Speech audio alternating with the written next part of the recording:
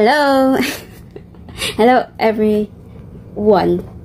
Ang topic na naman natin ngayon is maling akala ng mga lalaki. Isa lang, pag-uusapan natin isa lang, okay? Kasi sa dinami-dami namang mga maling akala ng mga lalaki, hindi tayo matatapos doon. So ito lang pag-uusapan natin. Itong bagay na to ay ginagawa to ng karamihang mga lalaki. And ito yung na-observe ko na akala nila siguro na ma-attract nila yung mga babae sa ganitong paraan. But actually, it's a big no. Kaya pag-uusapan natin yon, pag-uusapan natin yon na isang maling akala ng mga lalaki, okay? So, ito ay based din sa experience ko, and I've heard sa mga babae din na ganito din yung nila, ayaw din nila. Kaya, yeah, medyo pareho kami. So, and I believe a lot of us women or girls don't like this thing also na ganito, ganyan. Okay, isa lang. Ang pinaka-ayaw ng mga babae, kapag, for example, kapag naniligaw ka pa lang, especially kapag naniligaw ka pa lang, na kapag ikaw ay mayabang. Kasi, okay, may dala akong example. Una, yung naniligaw sa akin, and yung pangalawa is yung ex ko. Okay, yung isang naniligaw sa akin, ano siya? Napakamayabang. Napakamayabang. Na ganito, ganyan, may bahay siya, may pera siya, ganito, ganyan, but actually hindi ako na-appreciate. I mean, ayaw ko na parang na-turn off sa akin. Parang it's a very red flag for me. Kasi yung the way siya magsalita and the way he say it, those words is nayayabangan ako eh. Kaya na-turn off talaga ako dun. Kaya, akala mo, parang ganun. Kaya, na-turn off ako dun. Akala niya siguro na ma-attract niya ako dun. Actually, it's not. And, okay, ang pangalawa, yung ex ko. Actually, nung una,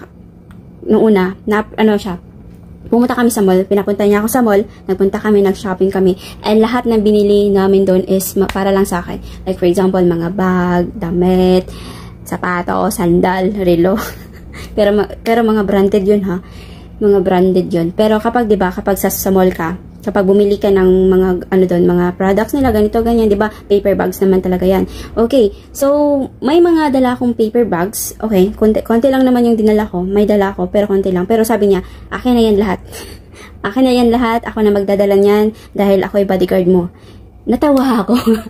Natawa ako kasi bakit siya pa yung bodyguard ko? Yung nipiso nga wala akong binili sa sarili ko. Wala akong ginamit para sa sarili ko.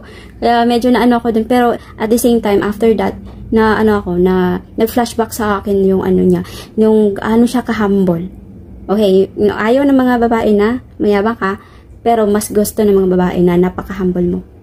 Diba? Napaka-humble mo. Dun kami na-attract eh. And yun, nag-flashback sa akin yung gaano siya ka-humble, okay? Nag-flashback sa akin yun. And then, I felt like more in love with him. Mas na-in-love ako sa attitude niya kaysa mga bagay na binigay niya. Bakit? Okay, bakit? But ka naman na-in-love sa attitude niya? Hindi ka na-in-love sa mga bagay na binigay niya. Baka yun yung tanong niya. Okay. Isa sa mga reason is, una, hindi ako materialistic. And actually, while nandun kami sa mall, ang nasa isip ko talaga is, ukay-ukay. Kasi sa isip ko, dapat sa ukay-ukay na lang kami kasi mahal dito sa mall. Tapos, dami ka, for example, sa 1,000, dami mo na mabibili. Pero dito, 1,000, kulang pa. Kasi diba, pag branded, mahal talaga yun. Kaya yun, and that's the reason na dahil hindi ako materialistic. And pangalawa is, I am observing the way people do. I mean, the way their actions. Yung paano yung pag-treat niya sa'yo, doon ako nagpo-focus eh. Hindi sa mga salita. No. Hindi sa mga salita, no. Attitude talaga yung napaka-importante. Kaya, boys, kung akala mo mai-inlove sa'yo yung mga babae kapag mayabang ka, no, don't expect. Hindi talaga yan. Never. So, yan nga. Mas ma-inlove yung babae sa'yo kapag ikaw ay humble.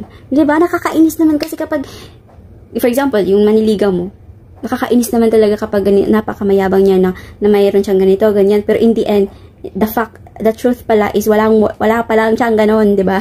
Nakakainis yung ganon. Kaya mas okay yung be honest, be who you are, and humble yourself. Di ba? Kasi it's better to be true. It's better to be you. To be the real you. Like, no, walang pagpapanggap. Okay? So, yun lang, and just be honest lang. And I hope na, I hope na masagot ka na ng babaeng nililigawan mo. Sige na, bye-bye. Yun lang, wait lang. I-emphasize ko muna. Yun lang, wag kang magmayabang dyan kung wala ka namang ipagmamayabang. Pero wag ka din magyabang kasi you cannot attract any women. You just pinapalayas mo lang sila. Sige na.